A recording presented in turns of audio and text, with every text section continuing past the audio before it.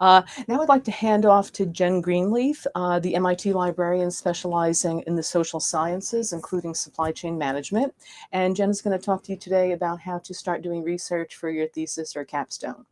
Jen. Thank you. Can we show them the presentation now? Yeah. Great, thanks. Hi there, my name is Jen Greenleaf, and I'm the librarian for SCM. I'm going to run through about 10 or 12 slides that give you ideas for starting your research. I know it's probably been a while since some of you have done library research. We've got a lot of resources for you here at MIT. You can access all of our remote resources from where you are, and then when you're on campus in January, I can help you find things on campus if you need them. Thanks. So I'm going to talk about 4 things today. How do I connect to the MIT libraries? How do I get help when I need it? What's the best way to manage your research? That's a question that you might not have, but I'm going to answer it anyway. I think it's really important. And the reason that you would think that you would talk to me, how do you find and use resources that you need for your work?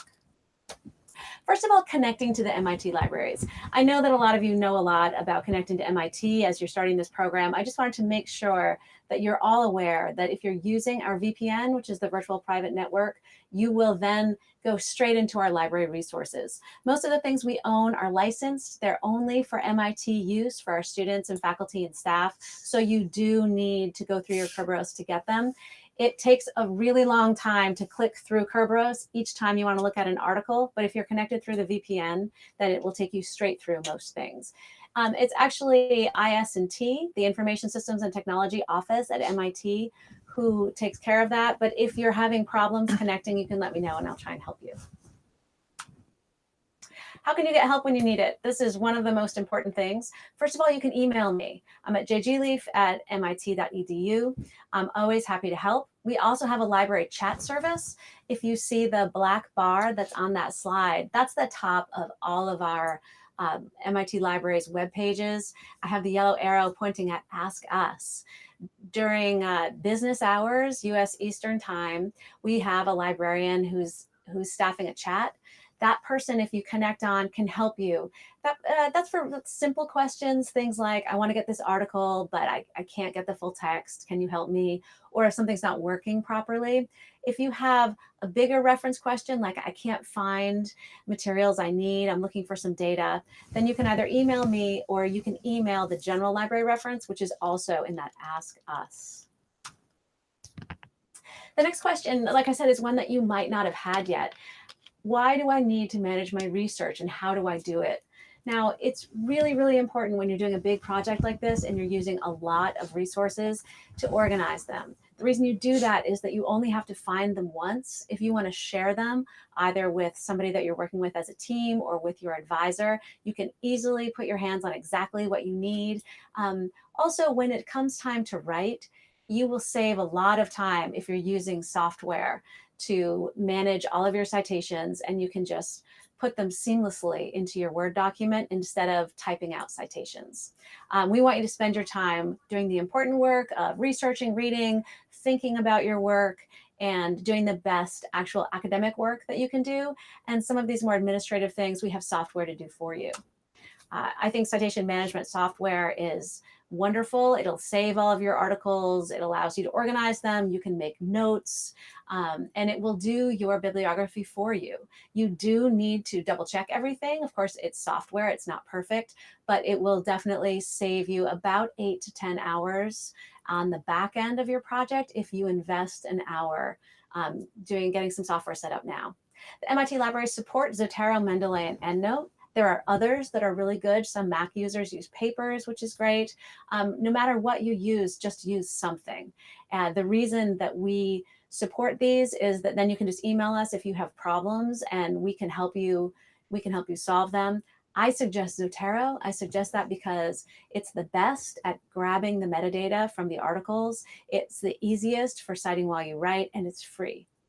The way that you would get Zotero would be, oh, missing a slide there. That's okay. If you go to zotero.org, zotero.org, you can download the software.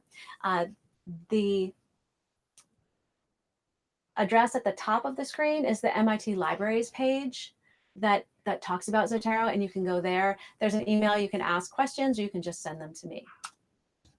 Next, we're going to talk about really the meat of why I'm here. How do you find the literature and the data and the articles that you need for your work?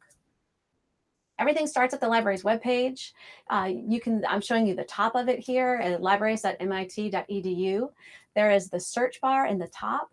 I actually don't use that first. It defaults to all. You can see I don't use that very much. I just don't like the results I get from it. I usually go right into either books and media if I'm looking for books, or journals and articles. However, an easier way to start your research is on the supply chain management research guide that I put together. You can find that by clicking research support on the top of the library's webpage and going to research guides and expert librarians, class and program guides, and finding SCM. I'm also going to put that on the Stellar site, so you don't have to remember all those steps. You can also just Google SCM MIT Library, and it should come up. It's my first result when I Google it. And this is what the page looks like. You should bookmark this page if you can, and it gives most of the resources that I think you will need to do your thesis or your capstone project. There's no way I could put all of our resources on, so certainly if you don't see what you need, get in touch with me. But I've got a bunch of databases down that middle column. There's my information on the right for you to get in touch with me. And on the left are some other research guides that you might need. For instance, I have 2 company databases. If the company that you need isn't in those, go to the company's guide. We do have other databases that you can use. Oh, let me show you. If you look under books and theses, it has Barton, which is our library catalog. Below that, it says MIT Theses, and that's what you would click to go in and put in the topic that you're researching to see if somebody else has done a thesis on that same topic. Below that, you can see it says MIT SCM Theses and Capstone Projects. Those are the projects that are just done by SCM. You'll also want to look at those. That's also where you can look at the capstone projects, which will not be in the MIT Theses collection. I had a look in this collection. If you click that, you come here and you can see you can either browse or you can search by keyword or author. I'm missing some of the information. I'm sorry. Generally, this would be a slide of one of the capstone projects. It's okay that they can't see it as long as my future slides are there. It shows the record of one of the capstone projects that was really good. And these slides will be up on the Stellar site, so you can look at them later. It was about 3D printing and prototyping, and I decided to use that as an example. Back on the research guide, it says start your research here, and it said Barton Plus. That is a big database we have that brings in all of our literature databases, so you can search for academic literature. It looks like this. You can see at the top, I've put in 3D print and metalworking because that's what this capstone project was about that I looked at. If you look at 3D print, you can see I typed 3D print and then an asterisk. That's a wildcard. This is a library database, which means that if I just put 3D printing, if the article said 3D printer or 3D print, it wouldn't come up. And if you have any trouble crafting your searches, you can send them to me and I can help you with that. You can see I searched this and I got 65,215 results. That's kind of a lot. On the left side column of this database, there are lots of ways to limit these results, which is wonderful. Here shows how you limit it. I pulled out the academic articles first, academic journals, because I thought that was a great way to start my research because you definitely need academic work. You could also narrow it by date. I decided I didn't want anything older than 2010 to start. And if you look down through the articles, you can see, if you see that black triangle that says black rectangle, get this at MIT, that means we have it. It's just a link resolver. It'll take you through generally to the full text. Sometimes it'll just have the PDF, like in The Risks of Revolution. If you look down further to the article number 10, special feature, 3D printing materials in Maastricht, that says check SFX for availability. That means we probably don't have the full text, but if you click it, and you're using the VPN or you've put in your Kerberos, it will take you to a page that says we can get this for you. Click that, it will autofill a request, and our interlibrary loan people will find the article for you and email it to you within about 4 days. If you continue to look down the left side, you can see content provider. Those are the databases from which all of these articles come. Sometimes I use that. For instance, if I'm looking at the business aspects of 3D printing, I will pull out just those business source complete articles. If you're interested in it from a more engineering perspective, I would pull out the articles from applied science and technology source. Above that, it says subject. Those are the general subjects that these articles were indexed as. So we entered keywords, meaning those words are somewhere in the article. A subject means somebody read it and said, this article is about this thing. Whoops.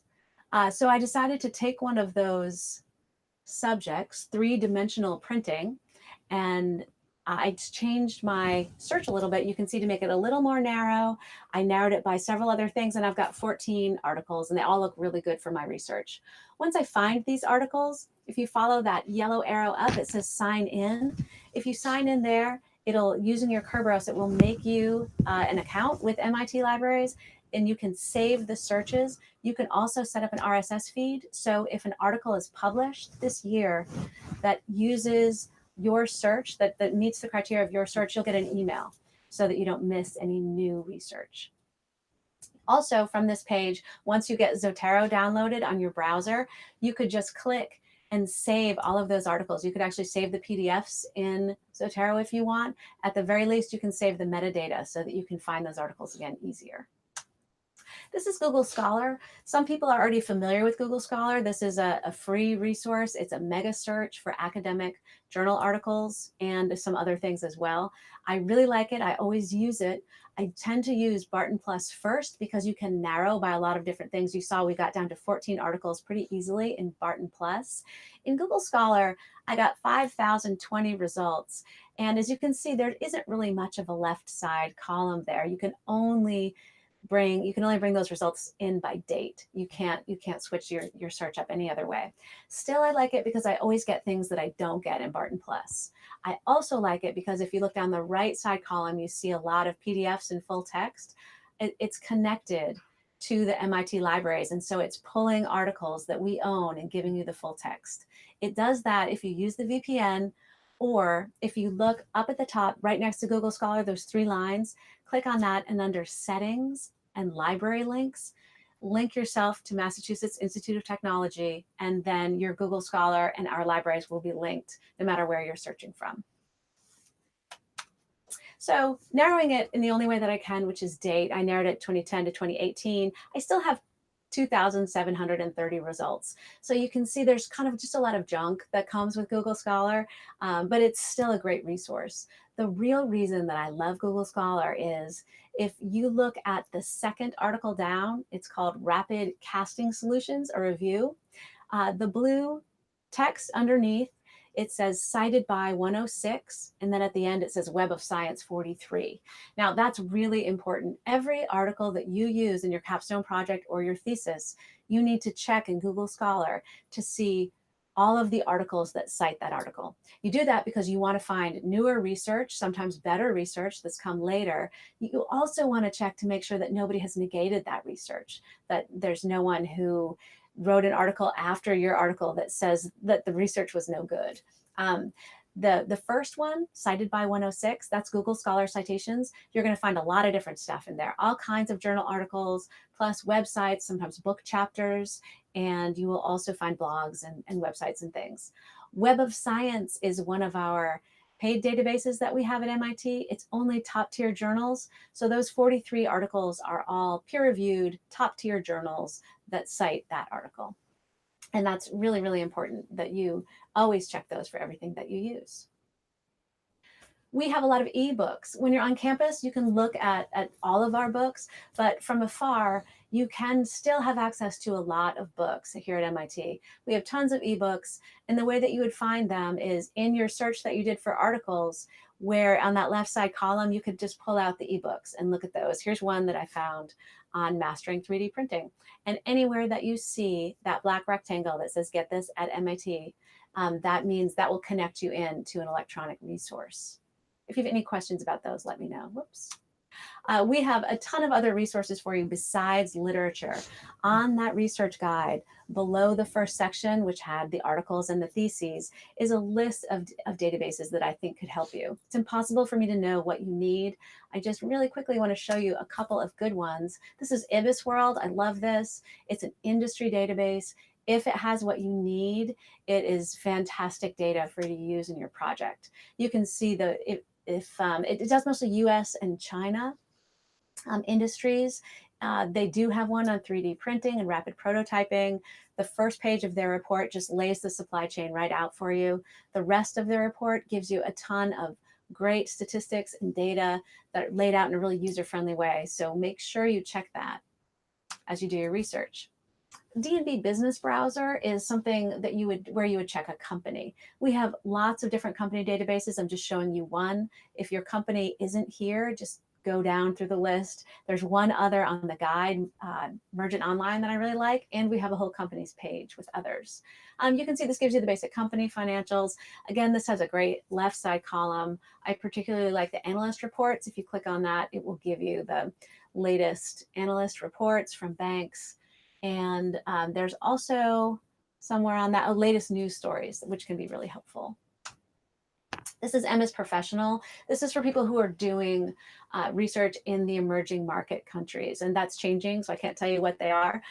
They do have 160 countries that they've got reports on here, so it's a very broad view of emerging market. And you can see they've got metalworking, machinery, manufacturing industry overview there. Also one on printing and related support activities that could be really useful. That is it for showing research. This slide just goes through everything I just said. It's the basic research process that I think you should use to start. First of all, search Barton Plus, narrow your results to get a really targeted search. Then use Google Scholar, checking for additional articles. Check all of your best articles for subsequent papers that cite them.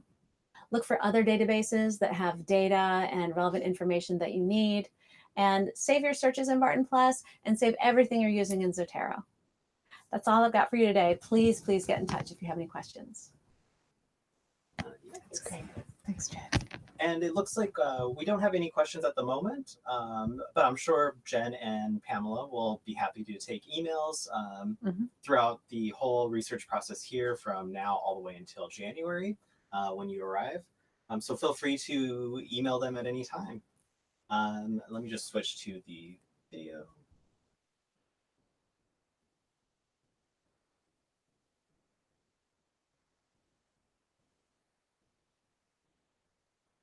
Yep, so thank you for joining us for this webinar this month. And we will join you again in November for our next webinar. Also keep in mind, in late October, we will be having an open office hours with Josue and Tuba to have you just drop in through WebEx if you have any questions that you've stumbled across as you've begun the research process. So that is sort of an open-ended thing. We will send out the links later next week. So yeah, thanks again. Okay, thank you.